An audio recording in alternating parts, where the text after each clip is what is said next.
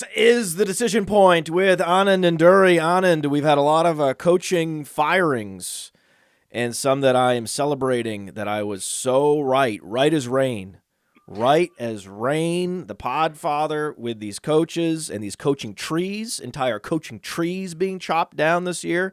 Very excited for the complete vanquishment of anything that resembles a Belichick or a Belichick tree or a seed of a Belichick, a sapling of a Belichick, just a forest fire coming in and wiping out all of the growth and the old growth, especially the dead embers all burned to the ground. I love this. Let it burn.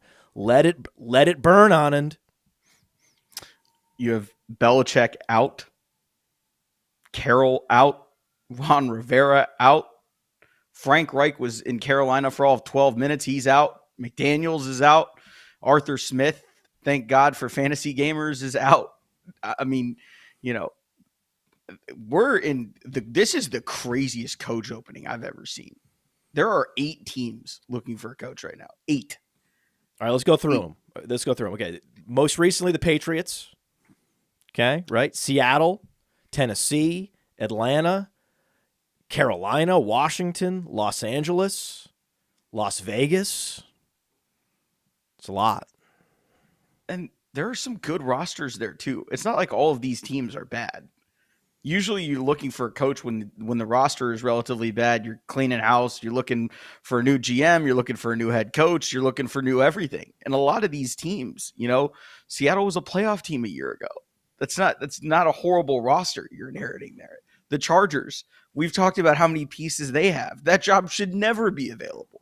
And it is right now. So, if you're a Mike Vrabel leaving Tennessee at this point, 1, you're a hot coaching candidate name. And 2, you have your pick of good jobs too to go interview for. It's not like you're forced into taking a job you don't want. I gotta get Mike Vrabel. Oh, Mike Vrabel's available. Oh my God, Mike Vrabel's available. Mike Vrabel, oh my God, the Mike Vrabel, the guy that had the number 1 seed and lost immediately. That Mike Vrabel. Oh wow, the guy that fixed Ryan Tannehill. Oh, I gotta get this guy. The guy that unlocked the power of Derrick Henry. Oh, Mike Vrabel. He's just so. What a great hire he would be. What are we talking about? I'm so happy for the rational NFL analysts to win the day on this. Those of us who are like, listen, if Belichick fails this year and the Patriots have a losing record, they face plan, he's gone. It doesn't matter that he has a relationship with Kraft. It doesn't matter that he's been with them for this many years and that the franchise is built around his identity. If he goes 4-13, he's gone. That's what I said. I said, don't be surprised when the Patriots move on from Bill Belichick. No, that's not, no. And then at the halfway point in the season, well, and then at the very end, it's like, yes. All these guys gone. Pete Carroll gone. Gone. Bye-bye. Ron Rivera. Did anyone think, thinking back, right? Anyone staking a claim to the idea that Ron Rivera was a long-term hire in Washington? What? And I think this is a great day for Tom Brady. I think that Tom Brady is smiling. I think he respects Bill Belichick 100%. I think he does. But at the same time, he's smiling because he's like, well, Bill, I left and I won a Super Bowl somewhere else, and now you're fired. So who was really responsible for all those championships in New England during the aughts and the teens? It was me. Hi, Bill. It was me. Belichick, the coach, saved Belichick, the GM. And Brady, the quarterback, saved Belichick, the coach, and Belichick, the GM, several times too.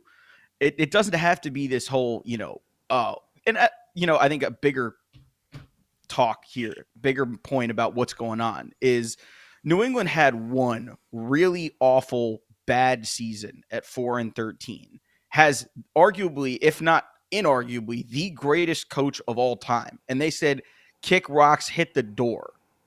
I'm staring out at Chicago right now. I don't know if you watched the Bears play this year, but their answer to having a horrible season, a really bad season, where they improved slightly.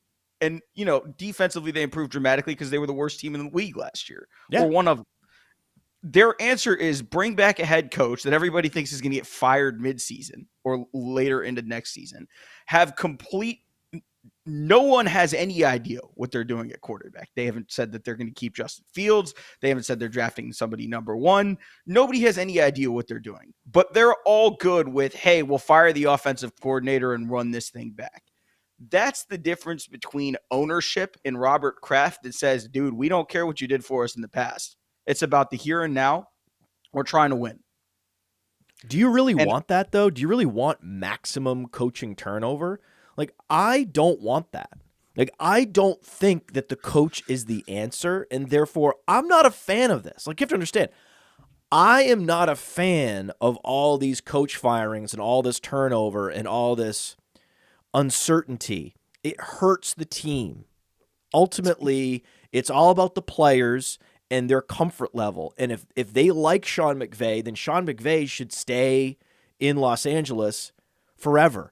If the 49ers players like Kyle Shanahan, then he should be the coach there. We know from Hard Knocks, the Dolphins players like Mike McDaniel. He should stay there as long as the players want him, right? So if the offensive line is improving, if the offense is improving, if the defense had a radical improvement from 2023 to 2024 or 2022 to 2023, then I say keep the stability in place, Chicago. I thought that was a brave thing to do. So I disagree with you. I think it was brave that they would keep the coach in place and not just run for a scapegoat and say, no, it's not the GM's fault for picking bad players in the draft and signing players for too much money. No. It's the coach. It's the play sheet caddy on the sidelines. That's the guy we're going to blame to deflect blame away from the real problem with most of these franchises, which is the front office. And the fact that they're just bringing in the wrong players and they're not getting in the draft and they're not getting great value in free agency. However, I am also allowed to celebrate the demise of the coach worshipers in our community of NFL analysts, fantasy analysts. So often their analysis starts with, Coach X is going to get the most out of player Y. And that's just a fallacy. It's wrong. And this idea that Mike Vrabel is this above-average coach, and then to see him fired, and that Bill Belichick's the greatest coach of all time. I don't know that to be true. I don't know who the greatest coach is of all time. I don't care. It's impossible to measure the best coaches of all time. Because if you say it's Belichick, well, he had Tom Brady, and he had Randy Moss, and he had a lot, so many, well above average talents during those championship years, where what did Bill Belichick do to make that comeback against the Falcons? It was luck and Brady. That's what did it. And the most improbable catch by Julian Edelman that anyone's ever seen. That wasn't Belichick. Belichick didn't go onto the field, didn't use mind control, right? Didn't use telekinesis to guide the football, and make it hover over the ground so that Edelman could secure it. He didn't do any of that. It wasn't his doing, man. It was the players' doing. So having all of the former Patriots, including Pete Carroll, former Patriot. Every coach that had the word Patriot on their resume, gone. I can celebrate the burning down of the Bill Belichick coaching tree, just burning it to the ground, nothing but smoking embers, while also laughing at ownership, the equity holders of these franchises, thinking that they could just fix it by changing the guy that's running the projector in the meetings. Well, the the crux of this becomes, who is your owner? What do they want? How much influence do they have over their day-to-day operations? If you are the CEO, basically all these owners are the CEOs of their own enterprises, and they can do whatever they want because they own them. They can run them as they see fit. Jerry wants to be a fan and an owner at the same time. David Tepper wants things to work that just don't work. Arthur Blank wants a winner. Robert Kraft is used to hoisting trophies. If you're not hoisting trophies, he's going to have problems with it. Every owner runs their ship in a different way. But the biggest problem is, if you take the job in Carolina right now, what are you signing up for? You're signing up for an owner that last year openly, this is now confirmed by multiple people, your owner stepped in with your number one overall pick and had you take a quarterback you don't want. Now your coach is fired. If you go take the job in Carolina, it has nothing to do with the roster. It has nothing to do with who your general manager is going to be. It has everything to do with, can you get David Tepper to take his hands off of decision making? For years, this has been an issue because most of these guys are corporate billionaires. They're not football people. And if they're not football people, they can't make football decisions. They sign checks. If you are a good CEO, one of the best things that you can do is delegate appropriately. Know when to take your hands out of things. The bad owners in this league don't know how to do that. And that's why you look at the bottom of the NFL over and over and over again. The teams that historically have sucked. What had to change? Ownership had to let go. They had to let go and let a general manager and a head coach come in there. Look at Cleveland. They're more empowered to do things in Andrew Berry and Kevin Stefanski than any Browns head coach and GM have been in years. And that's what it took to get the Browns turned around. It's not about having the perfect quarterback. It's not about investing properly in the offensive line until you get ownership to say, okay, you're running this. We're just bankrolling checks for you. We'll go to whatever meetings you need. We'll take public stands for you when we need to take public stands for you. But that's the issue. The issue is very rarely that a general manager or head coach is as lame duck as you think they are. It's often that non-football people are trying to make football decisions with their checkbooks. It doesn't make any sense. It's never made any sense. And to this day, you're going to have someone else come in, the next NFL team that goes up for sale. It's not going to go to a football guy. It's not going to be Brady and Manning that buy it. And eventually you're going to run into the same problem again. So when you get rid of a Dan Snyder in Washington and you bring in Josh Harris and his group of people, that's awesome. Will they empower their next GM and head coach to do their jobs? Because if you watch what happens in Detroit, Cleveland, Buffalo, three places that historically sucked for 15, 20 years, look what happens when they empower their GM and head coach to go do the jobs that they were hired to do. Stick through them through the bad times. There are going to be bad times no matter who you are, unless you're the Pats where you have this unprecedented 20-year run.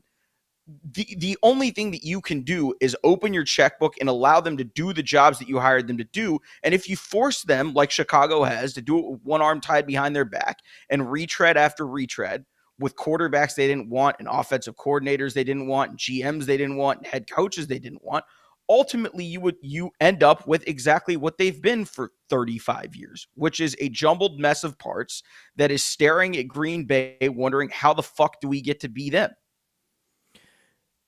There are precious few meddlesome top equity holders left in the NFL. Have you noticed this? Certainly the David Teppers are finishing in last place, and they are part of the reason. But look at the NFC. Who's on top of the NFC East?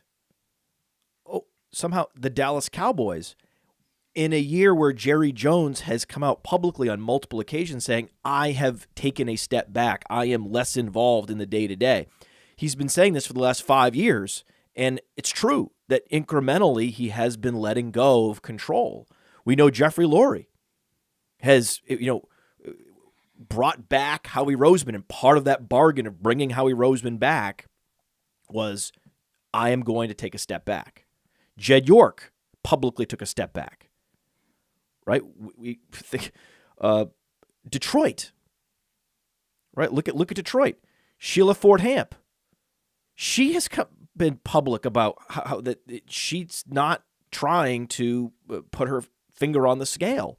Green Bay doesn't even have a top equity holder. It's just a bunch of people that live in a town, right? And this is all the Les Snead is one of the most empowered general managers in the league, and that's who's representing the NFC in the NFL playoffs. So you're right. You're right. You've never been more right about what matters. What matters most is whoever the top equity holder is, get out of the way. Shut up.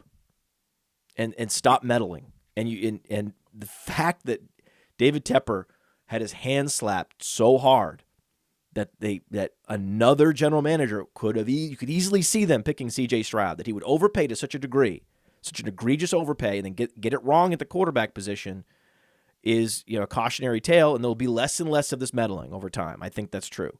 I also think that Carolina is an interesting spot to land if you are a coach, because, and this is why I like Bryce Young in fantasy next year and in Dynasty, because there's nowhere to go but up. The wide receiver core is going to get better. The offensive line is going to get better. I wish they had more cap space.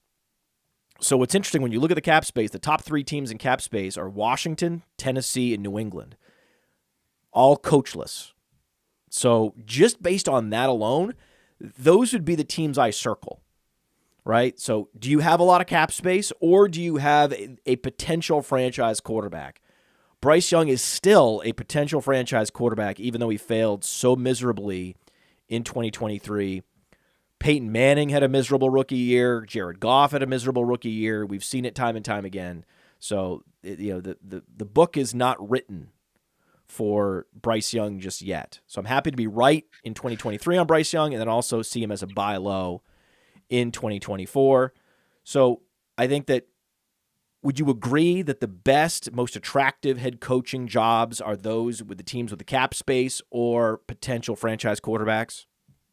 Yeah, I think having the established quarterback, especially if you're looking at a veteran head coach, is a big deal. When you look at, obviously people have been talking about Harbaugh to the NFL every year since like 2019. If he has his choice, I still think it would be the Chargers, even though they're in kind of a precarious cap spot, only because you have a guy, and he's a guy in Justin Herbert that is among the elite passers in the NFL. He's shown it year after year. He's got mobility. You don't really find 6'6" frames like that very often that can move like he does. Accurate. So that's the number one job available, right? Yeah, I totally agree. They've got some cap stuff that they've got to clean up. There are a lot of expiring contracts. 2024 is kind of a reset year, I think, for them in terms of cleaning some money off their books and going into 25 and beyond with the guys that they believe can really push this thing forward. You've got some aging veterans in some spots that you'd ideally like to replace with younger players. They tried to do it with Quentin Johnson last year, but you're looking at someone coming in that's going to have a much different plan than Brandon Staley had. And, I believe Tom Telesco is gone also. Theo has circled Brock Bowers for the Chargers. Oh, that's fun. So that's fun. That's in the works. That's already in the works. Maddie and Theo love Brock Bowers to the Chargers, and I like that too.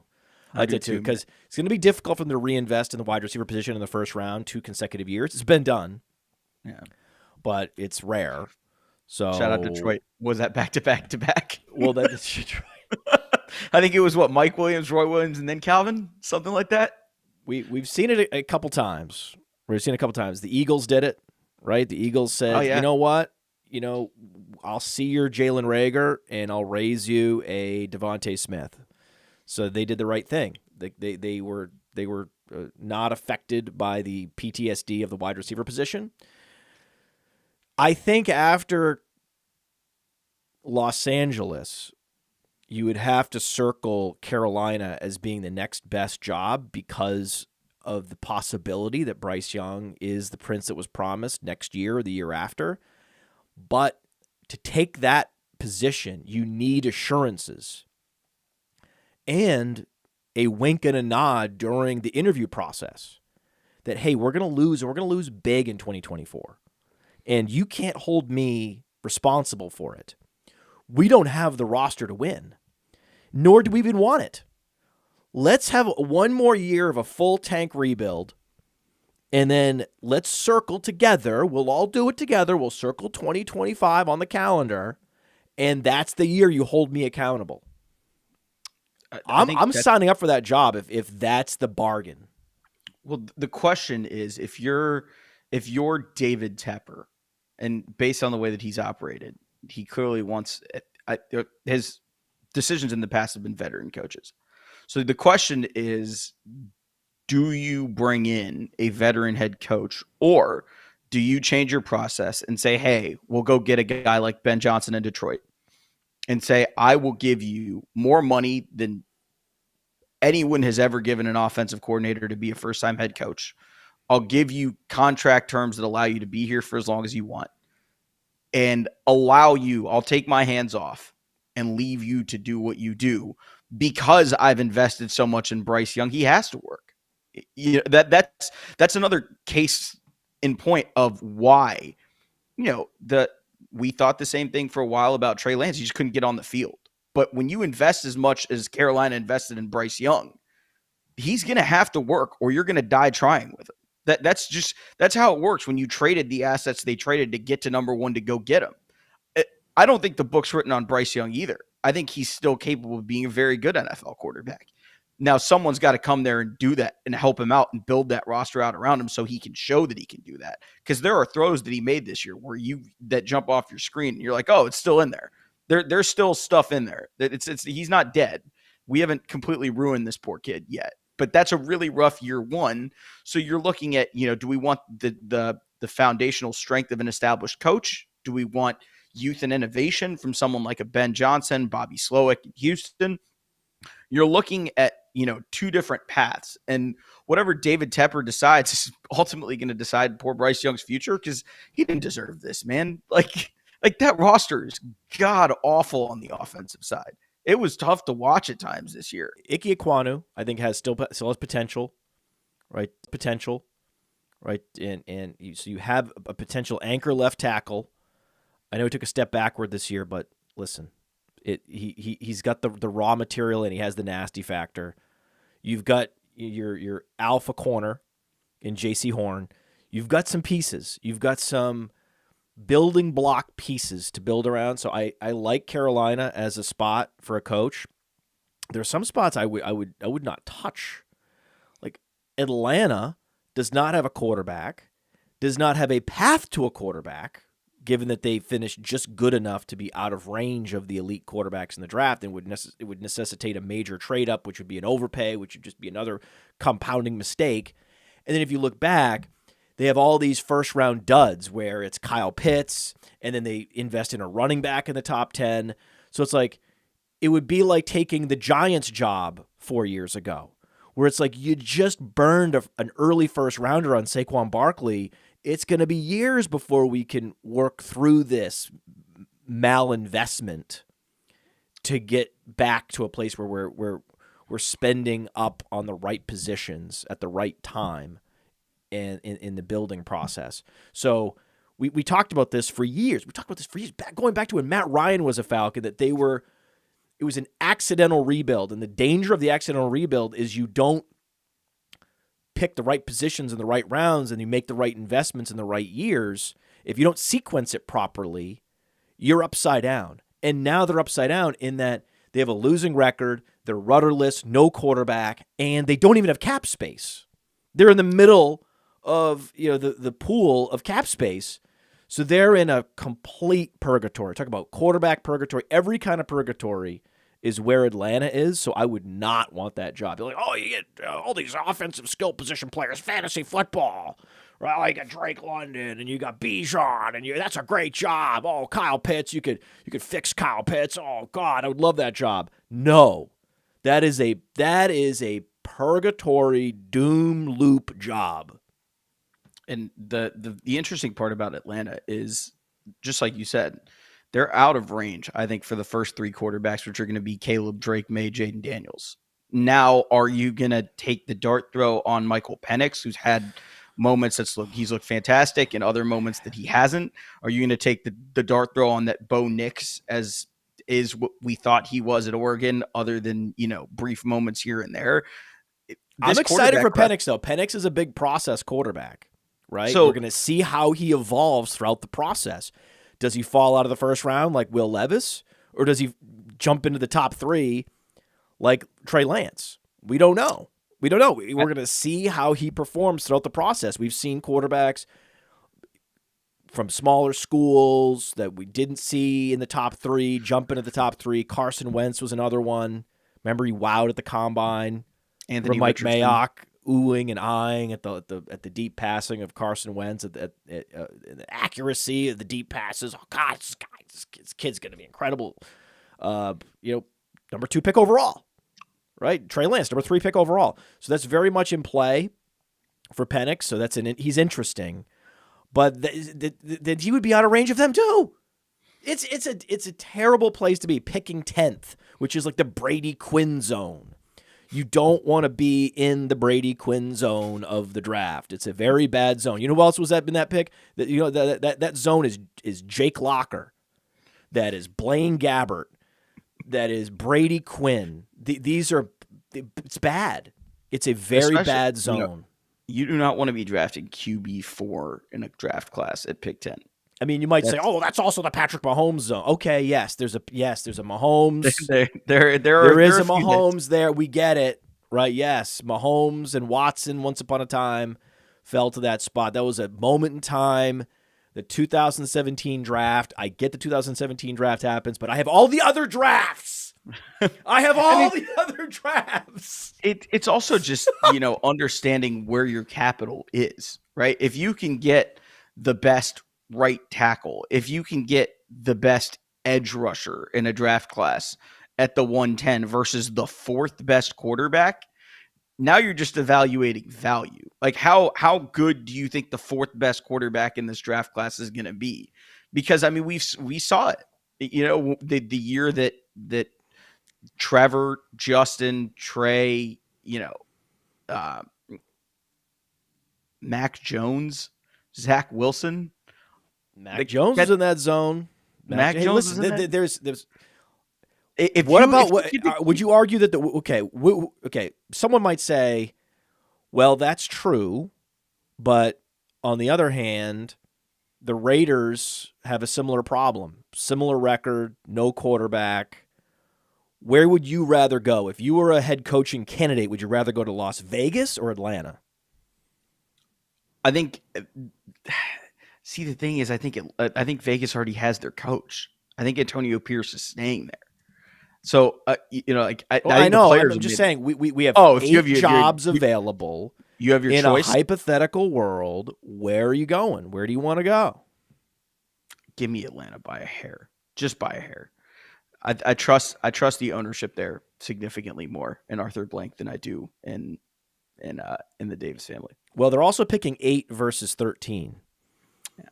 Right, so I think the Raiders in even worse situation. So I think the 2 worst situations have to be Falcons and Raiders. The Raiders are picking later, but they have more cap space. Falcons are picking earlier; they have less cap space. It's very close. One, you have Max Crosby, like a generational edge rusher as a foundational piece. Man, is he good. That's nice to have, right? I think, you know what? And also, because you have Davante Adams and the trade capital of Davante Adams, I think the ability to trade Davante Adams and really lean into a tank year this year in Las Vegas, I would prefer the Las Vegas job. I disagree with you. I disagree with you again. I wanted to agree with you. I was like, yeah, that's probably true. No, I'll take the Raiders. Where do you think Davante Adams ends up? Because I have a thought. Okay, not the Jets? It is the Jets, but it's for a different reason than everybody else thinks. What's the reason? I think the reasoning is because the Jets are going to bring in at some point a quarterback that has to be a backup for Aaron Rodgers. When you bring in as much money as Davante Adams is going to make, they're going to have to make concessions somewhere. Garrett Wilson, luckily for them, is on a rookie deal so that they can get away with that a little bit. Their Dalvin Cook's money is off the books. They don't have to worry about that. It's going to be the Breece Hall, Garrett Wilson, Davante Adams show. But I think that having Adams there too, beside Garrett Wilson, is going to allow them to invest in a backup quarterback that can also get them there, because teams were able to basically double Garrett and force them to try to run Breece Hall 45 times with Zach Wilson. I think that having Davante Adams allows them to even carry a backup, kind of like Cleveland and Joe Flacco this year, allows them to carry the team further if Rodgers isn't able to go, because they have to get their value out of that $60 million they're paying. Who would be the best backup they could get? If Tennessee moves off Tannehill, I don't see. It's hard to do much better than that. That is the answer. That is the answer. And by the way, Davante Adams might also be looking at Garrett Wilson and going, I still think I'm better than this guy. Garrett Wilson underperformed his expected fantasy points more than any other wide receiver in the NFL last year. And that was because the targets were not accurate, and the fact that there were no other receivers to hold secondaries accountable, so that he was, double covered more than almost any other receiver in the league. So even if the ball was accurate, there were hands and feet and helmets in his way. So that all, if you understand how real football works, a metric like that can be misleading, because Garrett Wilson's phenomenal, but it's still a data point that we need to process and understand, and maybe not push Garrett Wilson up into an echelon that he doesn't deserve. And show me a year where you're a wide receiver 1 in fantasy before I go ahead and vault you. That's my general conservative approach to Dynasty. So that's why we don't have Garrett Wilson necessarily penciled in to the elite tier of wide receivers quite yet. And check out our Dynasty rankings on PlayerProfiler.com to see exactly where we have Garrett Wilson. It's possible that the best job is actually the Tennessee job, because Will Levis takes a huge step forward next year, that Will Levis is next year's Jordan Love. That could happen. So there are two ways that can really go, right? You have the Jordan Love arc where he starts the season off a little rough, and then by late November, you're like, oh, he's a dude. Not only is he a pretty solid quarterback that we can win with, he can be a dude. There's some throws that Jordan Love made, specifically in that Chiefs game, where we were all just sitting there like, where the fuck did that come from? Throws that you're talking about, it's what you'd hoped Zach Wilson might turn into, to an extent. But Will Levis really has two trajectories from here. He's either going to get into that maybe diet Jordan Love class, or you're going to look at him as Sam Howell, a guy that has a lot of tools, but is kind of reckless with them. Doesn't quite know exactly what to do with them. He's going to make 3 throws a game that make you question whether or not he could be a QB1 in the future, and 3 or 4 where you basically pull your hair out as a coach and say, we can't win with you putting the ball in their hands 4 times a game. Because I don't think he has, quite the gifts that an Allen and a Mahomes have to have some of those relatively high turnover prone games and get away with it. So one of the oldest rosters in the league is the Patriots. The Patriots are interesting in that most of the old rosters have no cap space. The Saints, negative $75 million. The Bills, negative $43 million. Now, they're going to clean it all up by restructuring. We know that. But it's still going to limit their ability to sign players they want in the offseason. Regardless, it's a problem. Derek Carr, no cap space. That is the worst job. That's a place you never want to go. They are talking about purgatory for years. Just nothing on the horizon except mediocrity in New Orleans because of the way they've mismanaged the salary cap for so many years, and now they have to pay the price. The next oldest team after the Saints and the Bills is the Patriots. Average age of 27.3 years. And a lot of contracts they can move on from and create even more cap space. They don't have a quarterback that they're overpaying. You could argue that, again, if you get the commitment and the understanding from the top equity holder, go to Robert Kraft and say, hey, you're 82. And the answer isn't panic because you're 82 and try to patch something together for this year or next year. The answer is give me a 3-year plan and let's go to try to win it all when you're 85. That's the only way you can do this if you're Kraft, is you got to invest in the long run, but make sure the coach knows that, hey, they're not going to be held accountable for all these losses, and green light just to tear this thing completely down to the studs. Here's my question. If you are this close, if you're New England, you have the 3rd overall pick, you are one spot away from one of Caleb Williams or Drake May. I personally think Caleb's going 1 basically no matter what, but there's a chance that it could be Drake May. What are you willing to give up to ensure that you have one or the other? I think you wait it out and see what happens. Chicago maybe, if they stick with Fields, they trade out. I don't think there's Fields a chance. down. They may have decided that they are in on Justin Fields. They already sipped the tea, right? They already drank from the fountain, the blessed fountain of the trade down last year. Yeah. So they it's already touched their lips. The value of the trade down has already touched their lips. Why would they? There's no reason why that they would just commit to Justin Fields. The idea that Caleb Williams is better than Justin Fields is alluring. He certainly has a higher ceiling now than Justin Fields, now that we've seen what Justin Fields is for 3 years. The ceiling on the unknown player with that kind of skill set and resume is higher, but also the floor is lower. We don't know what he's going to be. We have a much better idea of what Justin Fields is, and it's pretty good. It's pretty good. So you could say we could bank all this value and trade down again, but you don't know if they trade down. The Bears trade down. You don't know who they're going to trade down with. They could trade down with Washington, and then they could flip the number 2 pick to someone who wants Marvin Harrison. And then the New England Patriots just oftentimes, if you're at 3, if you just let the draft happen and let things play out, let good things happen, let teams make mistakes in front of you, a Drake May will fall to you at 3 anyway. I think this is the scenario where basically 1, 2, however, whoever it is that picks at 1 and 2, because I don't. If Chicago stays at 1, I think they're taking Caleb Williams, and if Washington stays at 2, I think you could see that too. You could see that.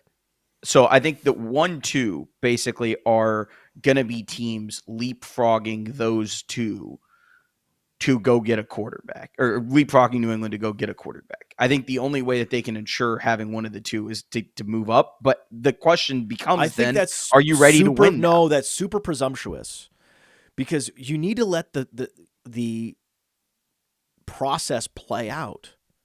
The process played out, and Saquon Barkley wowed everyone with 99th percentile athleticism at the combine. He became the number 2 pick overall. Mm-hmm. Like, you have no idea what Marvin Harrison is going to show during the process. Yeah. You have no idea what the best edge rushers and offensive linemen. It's possible. Like I said, it's possible that there's some underwhelming throws from Drake May, and now all of a sudden there's question marks, and it's not the slam dunk that we thought. And there's a couple guys, particularly skill position players, that just absolutely ooze upside during the process.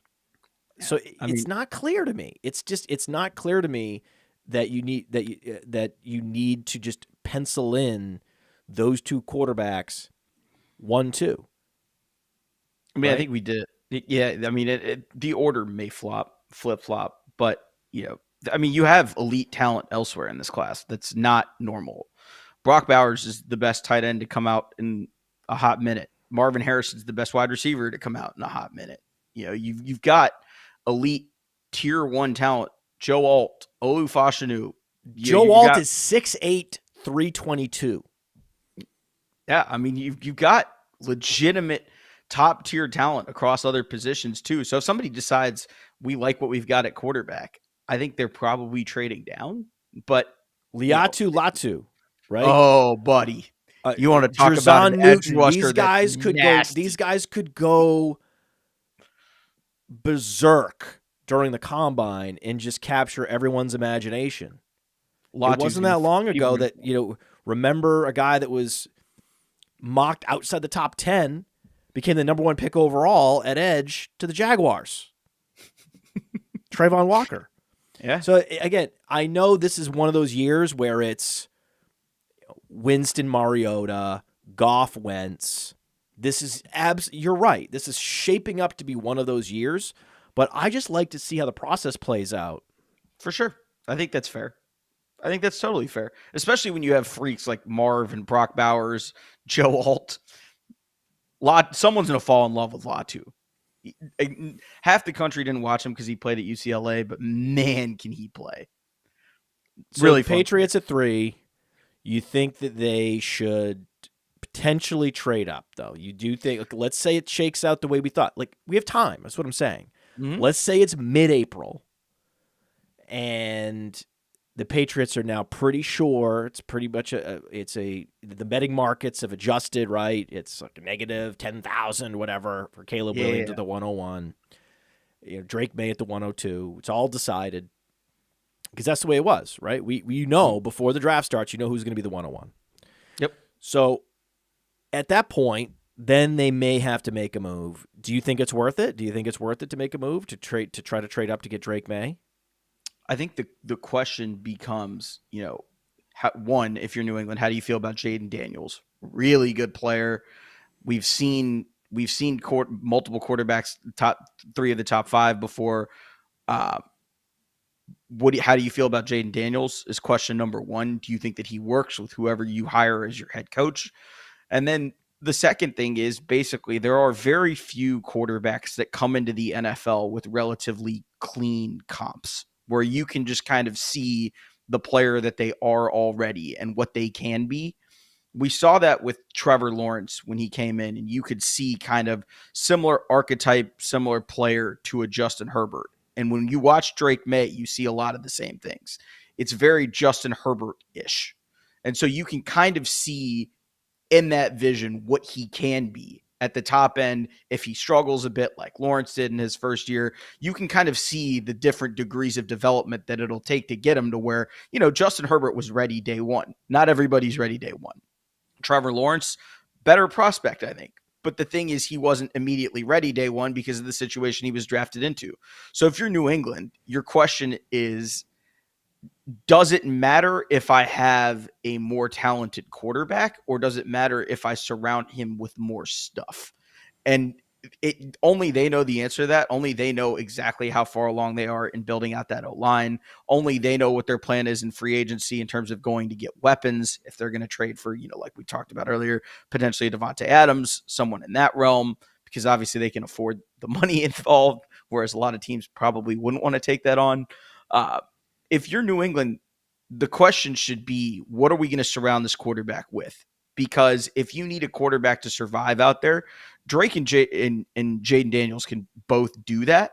They're both really good football players. I just think Drake May is more of a sure thing as you project one level to the next, and people are going to come back and say, "Oh, this is Sam Howell all over again," or "This is Mitchell Trubisky all over again," because they scouted the helmet and not the player.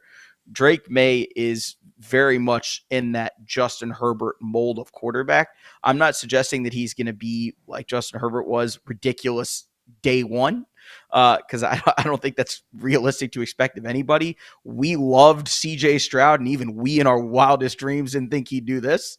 So, I mean, a big part of it is, we thought the Texans going into last year's draft were kind of using 2023 as a reset to go into 2024 and beyond. They're a playoff team. Not only are they that, they're a playoff team hosting a home playoff game from the Jags, who we thought were going to probably run away with that division. I think they were the biggest division favorite in the league this year of any of them. And that's how quickly fortunes can change if you get the quarterback and, importantly, surround him with the right coach and the right pieces around him where everybody's doing the same things. He asked for Tank Dell. You could argue that they overdrafted him at the time. There were people that came out and said, wow, you overdrafted Tank Dell because of CJ Stroud. Once he got to town, Nico Collins becomes a 1,000-yard receiver. Tank Dell has one of the better rookie seasons for a wide receiver in Houston that we've seen in a minute. You see everything change, and it's because they brought in the right pieces. Clearly, they buy into D'Amico and what he's doing. And they brought in an innovator in Bobby Slowick, who's done some nice things offensively for him. Everything is aligned there. That's the difference. From ownership on down to their quarterback, there was a plan. They executed the plan. The quarterback hit, the pieces hit, and that's how you go from being one of the worst teams in the league to being a playoff team basically overnight. Does it help that the division kind of had a down year? Yes, of course it does. But a big part of the plan that you have in place, if you're New England, is how quickly do we want to compete? Because Houston wanted to compete damn near immediately. They had paid their offensive tackles. They had a running back that they liked in Dameon Pierce. There were established guys behind him in Devin Singletary. They said, give us a quarterback, an offensive coach. We'll bring D'Amico home to run the defense. Let's turn the key on this thing and see how far it goes. If New England wants a full reset to get everybody out of there, to bring in fresh blood, then they're probably not going to compete in 2024. They're going to take much the same approach that the Colts took. I don't think the Colts thought they were competing in 2023. They just Shane Steichen poured magic dust over that team, and they were competing for a playoff spot in a home Week 18 game without the quarterback that they drafted at 4 overall. That's not supposed to happen. These things do not happen that way on accident. All of that, again, Irsay got out of the way and allowed them to do the things that they wanted to do, both in personnel management, roster management, and with who the head coach wanted to start. He wanted to bring back Minshew, and look where it got him. Almost back into the playoffs for, what would that be, the third or fourth time with a turnkey quarterback, whether it was Rivers, Ryan. They've done this over and over again. And I think it's a testament to ownership getting out of the way. When Jim Irsay was trying to control personnel decisions, it got them nowhere. It got them their GM fired, realistically speaking. And so I think when you look at what New England can be, one of the two has to be the pick there. If it's Drake May or if it's Jaden Daniels, I think whoever it is in New England needs to be set up for a long time. And maybe it's worth even considering, if you don't love Jaden Daniels' history, if you think he's too old, whatever the case may be, do you trade down and basically understand that you're going to try to draft your quarterback in 2025 and beyond? There has to be a plan, is what I'm saying. It's not just a, who do we draft at number 2, number 3? Do we give up picks for this? There has to be a plan significantly beyond that. I have thoughts on what the Patriots should do, and I will tell you after this.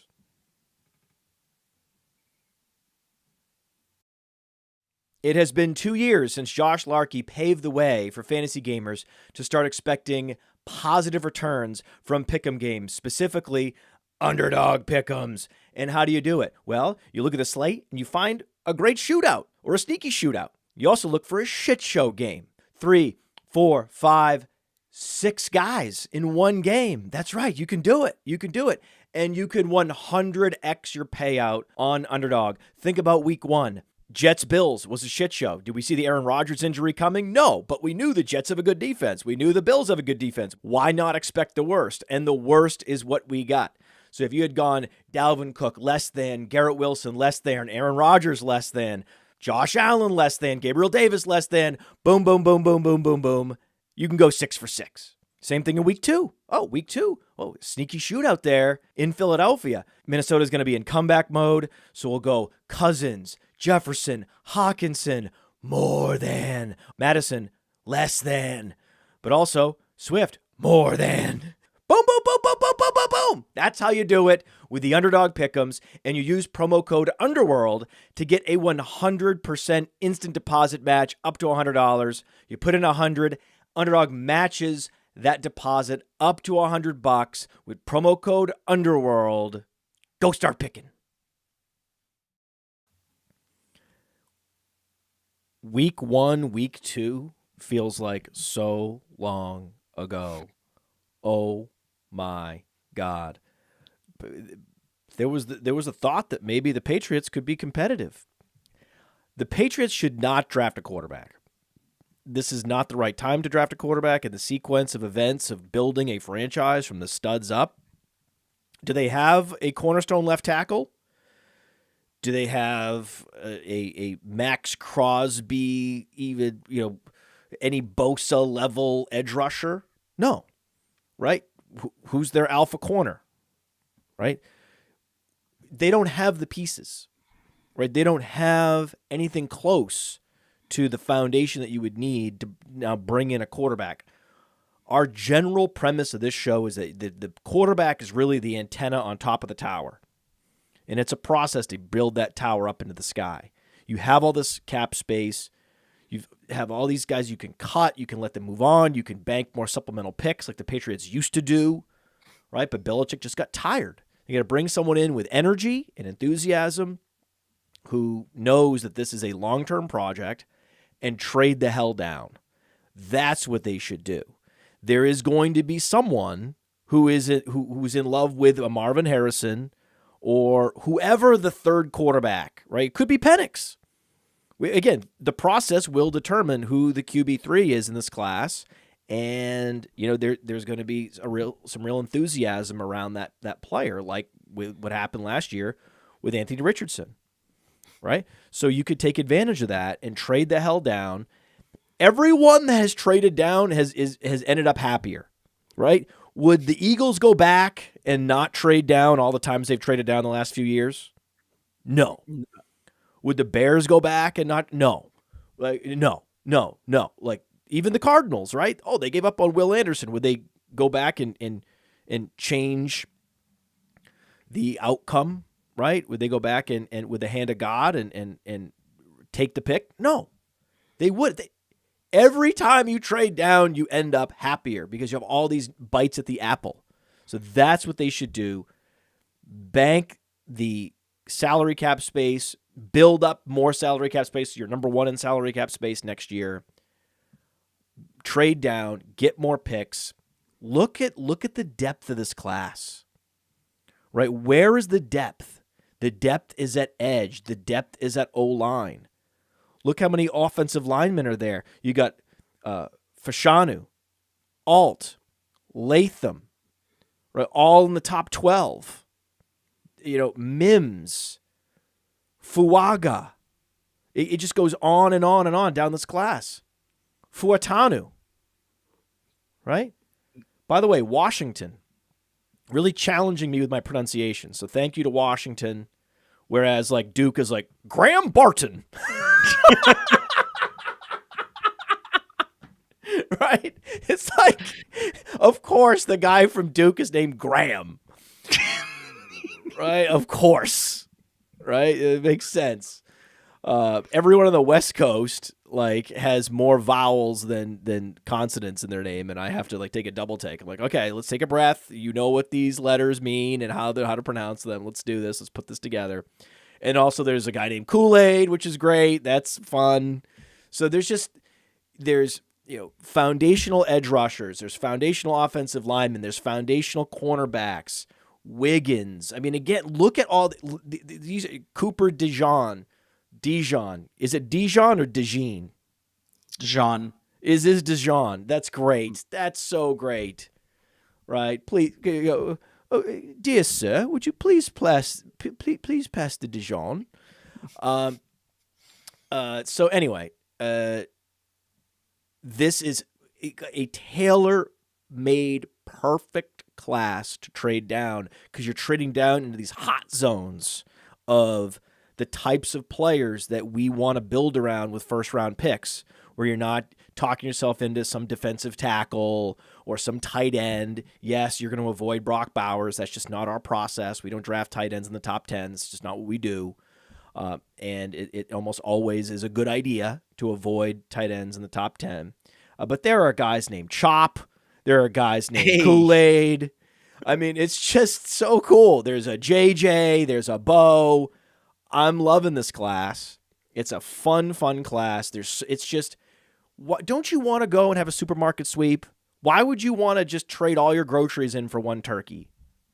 Doesn't Cooper DeJean already sound like a New England Patriot? Why not? The all white team needs a corner. right? It's just Let's make him a Patriot. Just on principle alone. I feel like born to wear that jersey, Iowa, it feels like, super Northeast ethos. You love to see it. There's a lot of apostrophes in Texas, right? You Jatavion got Sanders. Tavondre, you got Jatavian. This is fun. You got people, you got juniors and the thirds, Leonard Taylor the third. You got Byron Murphy the second. Why is there a second? Isn't that junior? Heck if I know, man. Isn't that? I thought that was junior. So anyway, there's a guy named Bucky. There's so many. Bucky. This is a fun situation. Go have fun. What I would say to New England is, go have a supermarket sweep. That's what the Bears are enjoying. The Bears already started the process, right? They moved up to 7-10 this year from having one of the worst records in the league last year. And they did it by improving the offensive line and improving their core defense. And that was good for 5 wins.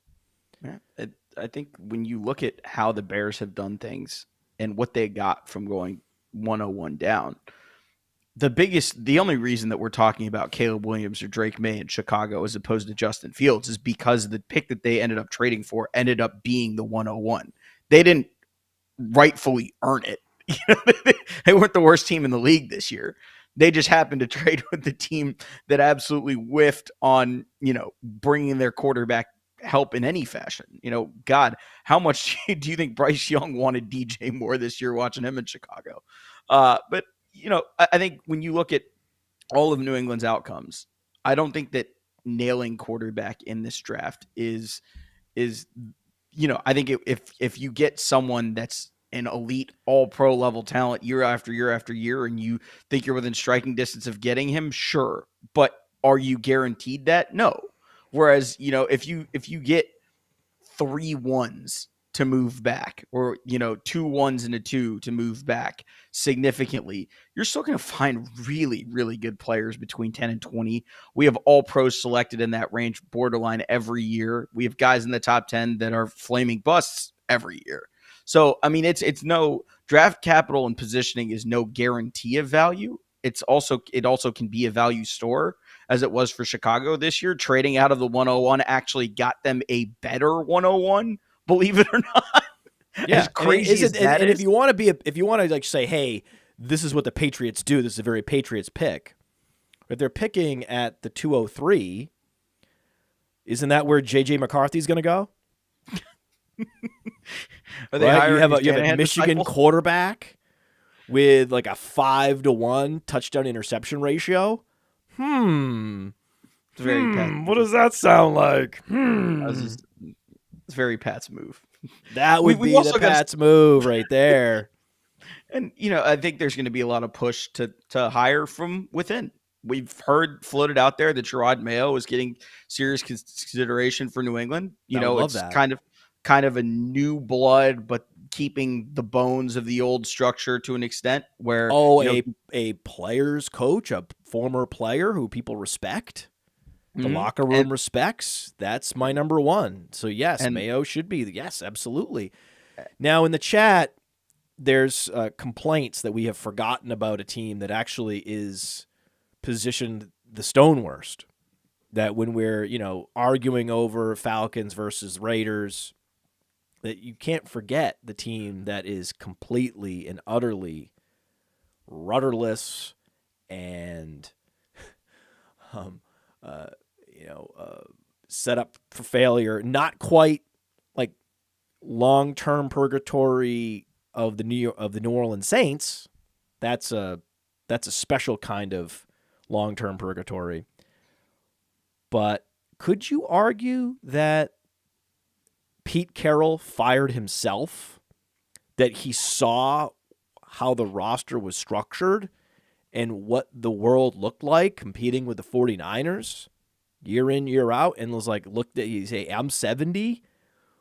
I'm going to fire myself. I don't want to expose myself to this level of scrutiny anymore and take the losses that I know are coming in the next couple of years. We don't have a quarterback and we have no cap space. I mean, if you were running the equation of quarterback and cap space, right? Seattle is the worst position because they're outside the top 20 in cap space and they don't have a long-term answer at quarterback. I think that Geno was brought in to kind of be the bridge, right? It was going to be a battle between him and Drew Lock just, what is it, a year and a half ago? That was the story, was Geno beats out Drew Lock to be the starting quarterback. Then he has his 2022 and was really, really good.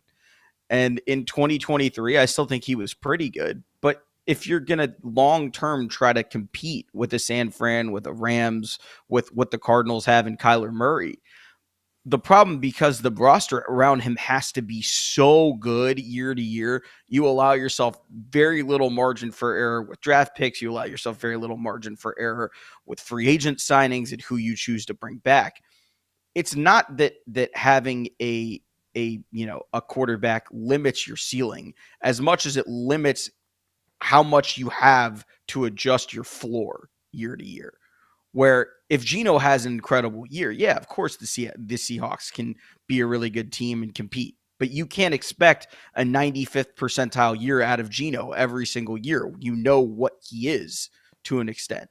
And what he is an, I would say, above average NFL starting quarterback that can at times push. What? Yeah. Do you know who the average NFL... What? Yeah. No, above average? Yeah. I think that's very hot. I think that above QB 16? Yeah. You think that's hot? I think yes. Because now all of a sudden, you have to remember, where do you have Anthony Richardson? Well, I mean, I think that's completely TBD. That's the tough part about that is, how does he recover from the injury? We don't have that concern. Where do you have Kirk Cousins? Where do you have Jordan Love? Where do you have Jared Goff? Where do you have Justin Fields? A lot of it. Where do you have Bryce Young? I would rather have Bryce Young, right? So if you go down Dynasty the board, wise for sure. Baker Mayfield had a better year. Baker Mayfield had a better year than Geno Smith.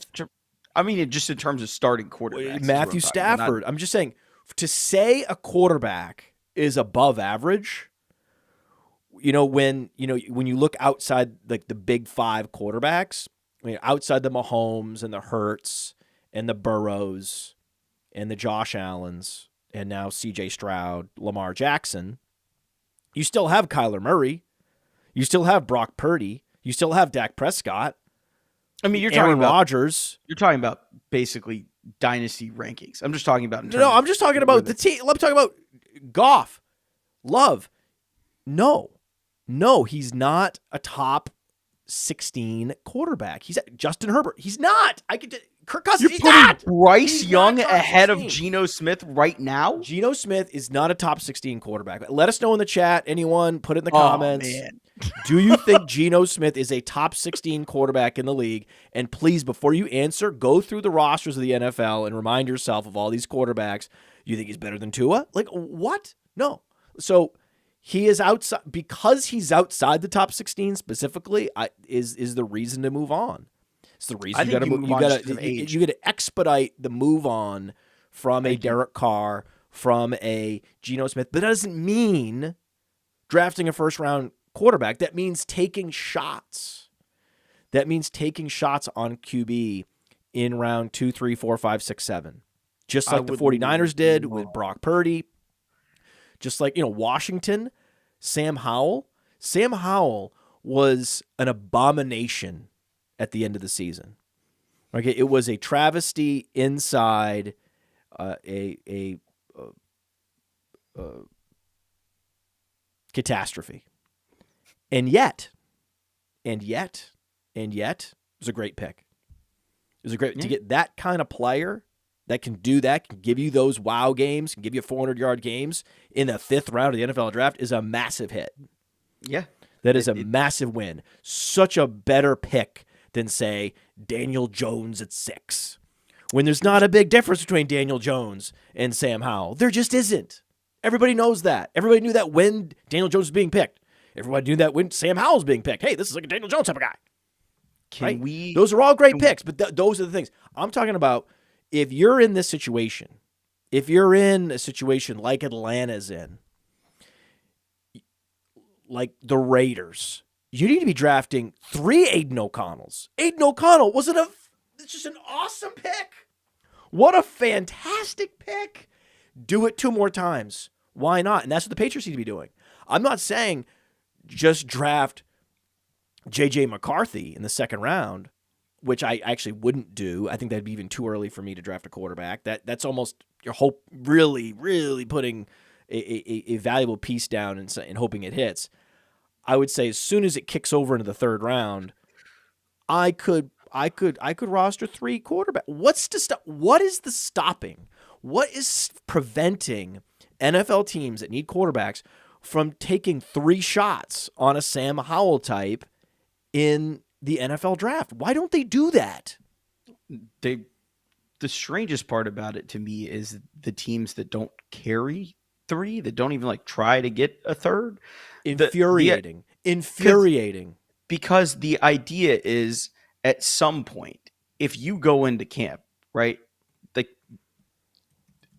San Fran went into camp with Trey Lance, a guy that they traded up to 3rd overall for, Sam Darnold, another top 5 pick, and Brock Purdy, the guy that was taken with the last pick in the draft.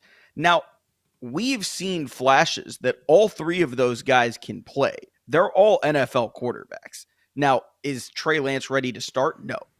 Is Sam Darnold going to be a long-term starter for a team for 4 or 5 years? No. But the fact that they can give you spot starts for what they are at this point, right, which Dallas got traded for a 4th-round pick, I think it was. And they got Sam Darnold basically for pennies. They're not paying him anything. Brock Purdy was essentially a free lottery ticket. Yes. I think every year a team should at least consider drafting someone in rounds 5, 6, 7. But I think Seattle specifically, the most fun story is obviously Michael Penix staying in the Northwest. I think that's the most fun outcome. Right. But how likely is that given the game that he had against Texas? Probably a lot less likely than it was 3 weeks ago. So, again, I mean, Seattle is the 16th pick. Yeah, the inherent bias here not too happening. Towards, that's just it. Everybody saw the Michael Penix game against Texas, and for a lot of people, that's the first time that they watched him this year. And if that's fine, if that's what your opinion is, that's okay. You're allowed to have an opinion based on watching one game. What I'll tell you from watching all of the games is that was the best performance that he's put together in an individual game this season. There are times where he's looked like the guy that played against Michigan, where he missed high and missed low. You just saw a perfect game. And so when you take it all into account, there are people that are going to try and compare it to what we saw from Bryce Young, what we saw from CJ Stroud, where they had these generational games against Georgia in separate instances, and try to kind of adapt Michael Penix into that. He's not quite in that class. Really good football player, accurate to all 3 levels of the field. But I think that when we go through this process, there are going to be some things that you see that don't quite hold up to your opinion of what that Texas game looked like. And for that reason, he may be one of those guys that instead of going up into the top 10, might settle into the middle to late first round. So that's what the process could hurt Michael Penix, and then he could end up in Seattle. It is possible.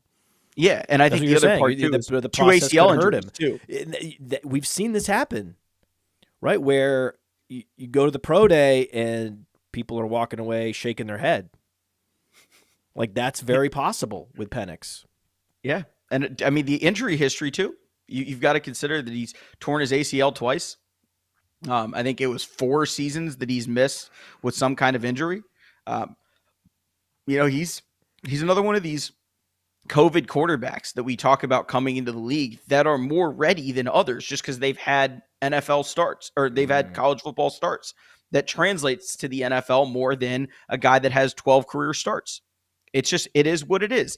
CJ Stroud had 26 or 27, I think, real D1 high-level college football starts. That matters when you're comparing him to a Mitchell Trubisky that started 13 games at UNC. There is a difference inherently in how many games you started. I think Mitch started 13 or 14, whatever it was. The 1 year guys, Dwayne Haskins at Ohio State, perfect example. 1 year, and it was a great year, but he didn't get to see people go through an offseason, adapt to what he does well, and solve problems a second time. He had to do that at the NFL level and just couldn't do it when we saw him initially. So I think a lot of these COVID quarterbacks that have 25, 30, 35 starts, you're going to see them as these pieces that teams can draft in later rounds and get a lot of value back out of because they can start for you in a spot emergency situation. Aiden O'Connell in this case, right? He can start games for you and not look absolutely terrible and can lead you to wins when you need a 3 to 4 week bridge. And then you can develop him for 2 to 3 years and see if he can have a Jordan Love-esque career trajectory where clearly year 1, 2, 3, he wasn't ready. Year 4 takes him a while to hit the ground running. And then finally you see it at the end of the year. This is what he can be. Anthony Majika in the chat says that Geno is outside the top 20 easily. We're betting on guys that haven't done it yet, though. That's the problem with going with rookies. Is it was you go back, literally just take it back one full year. The 101 in superflex rookie drafts was Bryce Young. CJ Stroud went 105. The guy that you wanted, the guy that ultimately now you could argue has entered the top 5 in terms of Dynasty Superflex rankings, is the guy that was being drafted 105 in rookie startups last year. So your opinions of specifically rookies can change rather quickly, but I don't disagree. I think that he will be phased out with that next group of rookies this year and the year after. But good, at this moment, at least we agree on that. Here's what I'll say. I want to make sure everyone remembers this because he hasn't played in many months, but the hype will start again. He's going to get back on the practice field. He's going to be participating in mini camp and training camp, and the excitement is going to build throughout the summer where, it is possible that a rookie quarterback from last year that is not CJ Stroud will be a top 5 quarterback drafted. It is very possible. I mean, please don't forget that Anthony Richardson is that guy. Hey, I want to take a moment to thank you for tuning in. It's important to me that all of our media be free. This is only possible because of you allowing a true independent sports media enterprise to thrive unlike any other in the business. So please subscribe to the All In Package to continue to make all of this possible, to ensure that all of our stats, information, data, content is available to you, especially you, the people that get the site and get the show.